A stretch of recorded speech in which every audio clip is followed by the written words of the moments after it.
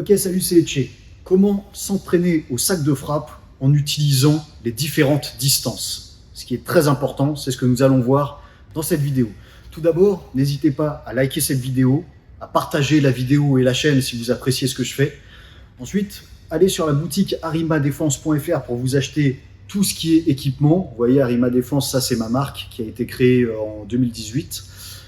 Donc allez sur Arima Défense, il y a des grosses réductions en ce moment. En plus, vous pourrez vous équiper, acheter des vêtements, allez consulter www.arimadefense.fr. Pour vous qui êtes sur YouTube, je vous invite aussi à rejoindre mes autres réseaux sociaux parce qu'il y a énormément de vidéos courtes qui peuvent être très intéressantes pour vous sur TikTok. Et si vous voulez suivre un peu plus mon quotidien, ça se passe sur Instagram. Les deux, quoi qu'il arrive, c'est toujours Etchebox. On se retrouve sur ces différents réseaux sociaux. Et tout de suite, comment s'entraîner au sac de frappe en utilisant les différentes distances. C'est parti.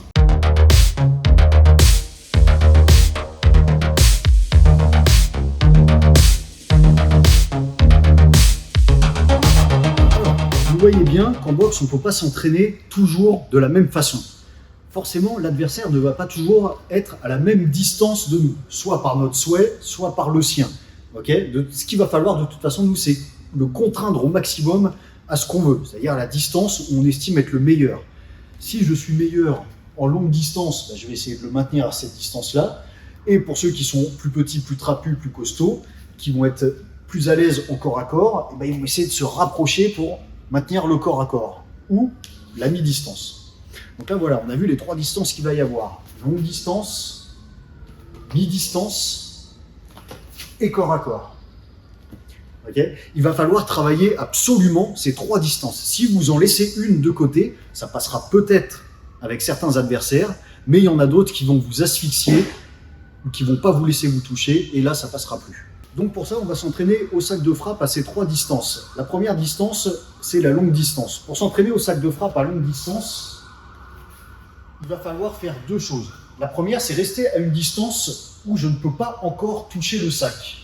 On voit bien ici, là, je suis à mon extension maximale, je ne peux pas toucher le sac. Il faut que je m'entraîne aussi à boxer à cette distance. C'est-à-dire que je vais devoir faire, pour toucher avec mon jab, faire ce qu'on appelle un step jab. Ça veut dire aller chercher le jab avec un pas en avant. Là, on voit bien, je ne peux pas toucher. Là, je vais devoir venir ici. Boum. Le step jab, c'est un des jabs les plus puissants qu'il y ait. Pourquoi? Parce que j'amène mon poids du corps avec. Donc ici. Donc on s'entraîne à cette distance-là où je ne peux pas être touché et je vais devoir venir chercher pour toucher. On va s'entraîner aussi en même temps à longue distance, à la distance où je suis en extension maximum. Mais je peux toucher, c'est-à-dire ici. Vous voyez ça? Tout ce que je fais là, vous voyez bien à la caméra, je n'ai pas calculé avant tout ça. Je connais exactement mes distances. Ça, vous devez réussir à le faire. C'est pour ça qu'il faut s'entraîner régulièrement. C'est-à-dire que là, je savais que j'étais, si je me mets ici, je suis en extension maximale et je peux toucher le sac. Bon.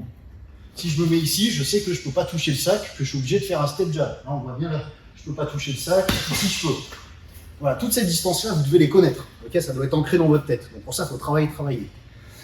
Donc, on va venir ici bosser à longue distance. Pour ça, extension maximale des membres à chaque fois. Ici, pour être au maximum protégé là, par les épaules. Ici, ici. Boum. Là. Et là, je viens boxer, tourner autour du sac, les déplacements.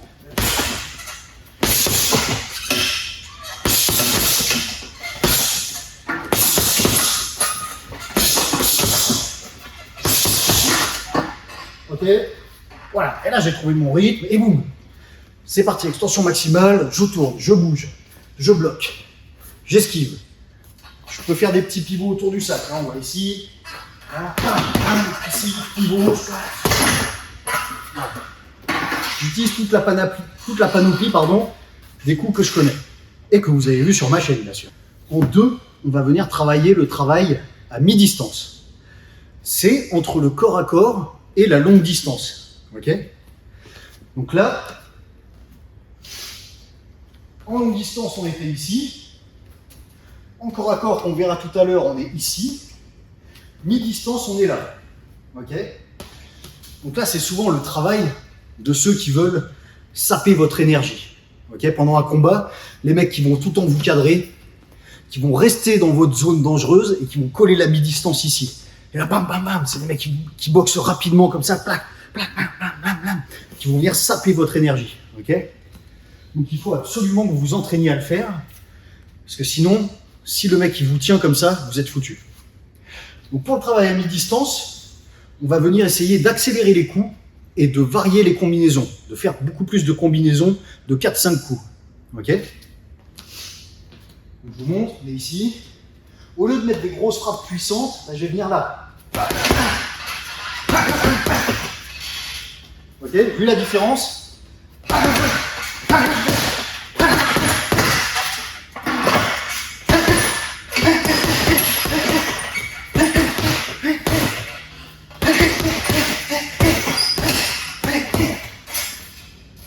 Voilà. Et là, on vient travailler comme ça. N'oubliez pas de venir parer, de venir faire des esquives. Allez pas chercher trop loin sur les esquives, hein. On se laisse tomber un peu sur ses genoux. Parce que le mec est juste là, il est juste en face. Donc là, je tape juste ça, ses crochets passent au-dessus de ma tête. Et on réplique, bam bam, au corps, à la tête. Voilà pour la mi-distance. Ok, maintenant on va voir le corps à corps au sac de frappe. Alors, je suis un peu essoufflé parce que je suis dans une salle en Afrique, ici il doit faire 40 degrés dans le dojo. J'ai bougé 4 fois, je suis déjà en nage, les ventilateurs ils font pas grand chose. Mais bon, c'est comme ça. Le corps à corps au sac de frappe, c'est pas facile. Pourquoi? Parce que le sac représente un corps humain, mais n'a pas les défauts qu'a le corps humain. Okay, c'est-à-dire que le corps humain, lui, il y a un moment où le boxeur, pour venir mettre un coup, il va devoir se pencher. Et là, on voit que là, ça fait plus comme un sac de frappe, ça fait plus tout droit. C'est ici, ce qui laisse la place à quoi comme coup? Aux uppercuts. Et c'est pour ça qu'il faut entraîner ces uppercuts. Et le gros défaut des boxeurs sur sac de frappe, c'est qu'ils n'entraînent pas leurs uppercuts parce que c'est pas facile de mettre un uppercut sur un sac de frappe qui est droit comme ça. Ok? Mais forcez-vous à le faire. Et encore plus au corps à corps. Ok? Donc, pour venir travailler au corps à corps ici, je viens me coller au niveau du sac de frappe, comme si le sac de frappe, là, c'était les gants de l'adversaire. Et là, ok, je vais venir bosser mon corps à corps ici.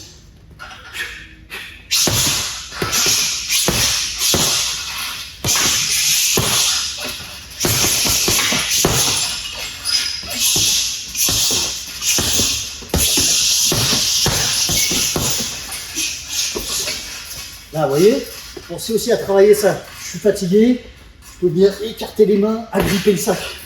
Ah, je mets le coup, je ressors.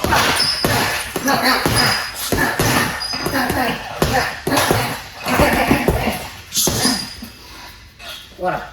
Et là, ici, on vient bosser le corps à corps.